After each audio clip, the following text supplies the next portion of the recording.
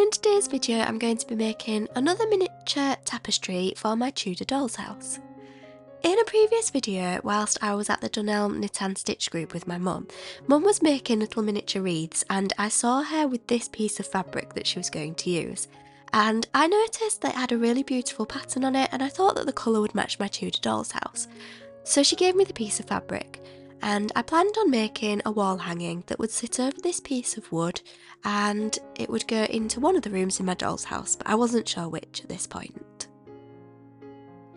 So my mum and I discussed how I could line it because the edge around the little design in the middle was only really thin, so folding the red fabric over to stitch it to stop it from fraying wouldn't really work, so I had to add another piece of fabric underneath. I actually had a look in the recycling bin at our Knit and Stitch group, which is where I saw these different pieces of fabric, and in the end I decided on this nice purple velvety colour. So I made a start by pinning this red piece of fabric onto the purple one and turning over as much of the red fabric as I could to try and prevent it from fraying. I left a little more of the purple fabric at the top so that I could fit the wooden rail into it. That little wooden rail is actually a picture rail that I took off my current doll's house, but I like to reuse and recycle bits.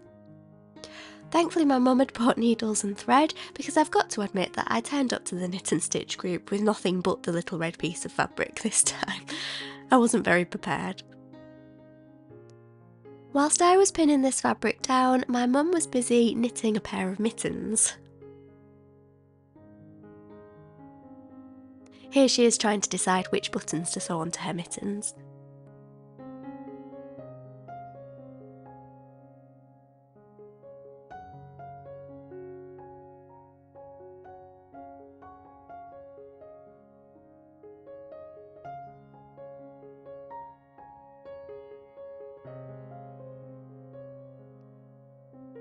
It's great fun going to the Knit and Stitch group because it's lovely to see what everybody else is doing. Everyone's always making something completely different. And obviously it's nice to sit and have a lovely drink. On this occasion we had a nice festive drink because it was just before Christmas. So this is where I was up to before it was time to leave. Some of my stitching is visible and I wanted it to not be visible, but the reason this has happened is because it was such a thin edge that I was folding underneath. So what I'm going to do when I get home is I'm going to try and stitch some trim all the way around this just to hide some of the stitching.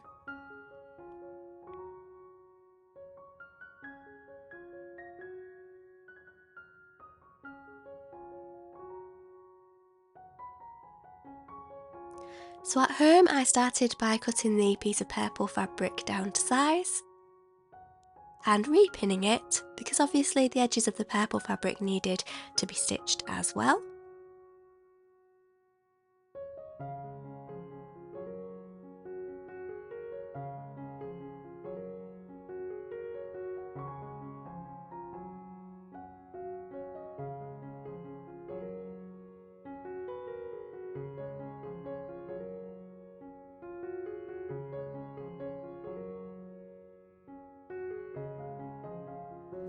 Then it was time to sew this miniature trim all around the edge of the red piece of fabric just to try and neaten off where you could see the visible stitching.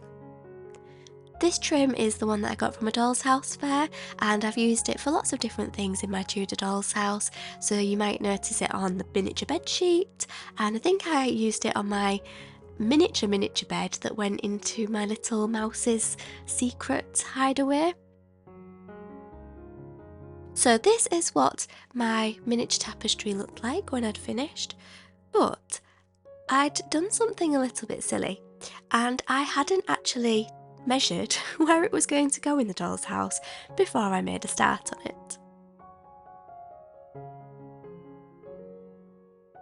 So one space in this area would be on the left hand wall, but as you can see that area is just that bit too small.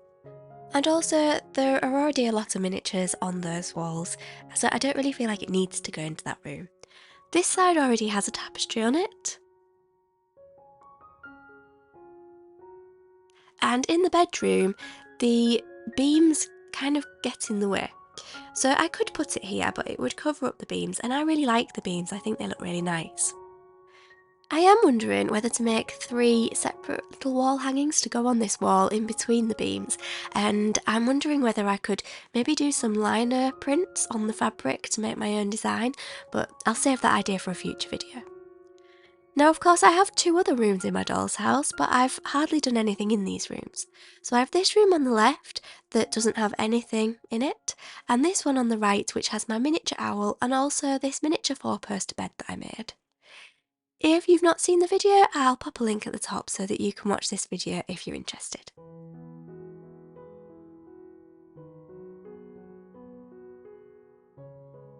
So, I wondered if I could put the tapestry onto one of the walls here.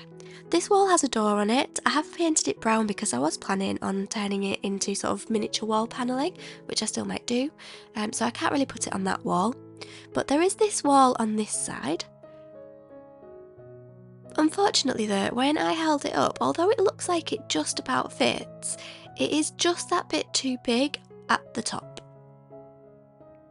So the 2 top corners are actually going over the beams. Now if I take the wooden picture rail out, I wondered if I could then fold some of the fabric under so that it followed the direction of the beams, but the fabric's quite thick, so I'm not sure that'll work. I then wondered whether this should actually be a wall hanging or whether I should use it as a rug. So this is where I am going to need your help, because I'm not sure what to do with this now. Should I use it as a rug? So it could maybe go here underneath this bed. Or it could go at the side of the bed.